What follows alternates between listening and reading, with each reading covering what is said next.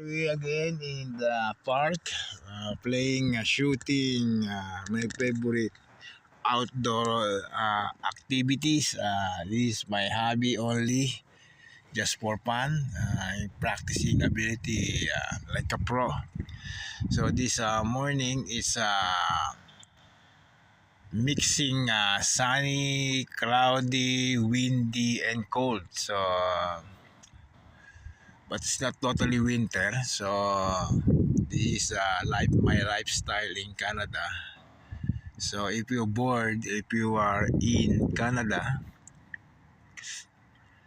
Saskatchewan, so you experience this. If you're bored in the house, make activities for yourself as to make exercise.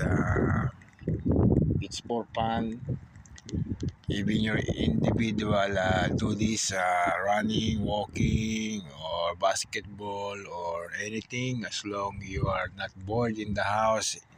This is the life in Canada, especially if you need exercise or stretching, or totally bored in your house. So this is it. Okay, so no choice. I do this because of waiting my buyers for the doors, and then a little bit moving my other stuff in the small barn in the yard. So we need to transport my storage, personal storage. So that's it. So that's it, guys. So subscribe and click the notification bell for information or about the life in Canada. If you're an immigrant, temporary, contractual, or permanent, or students, it's up to you.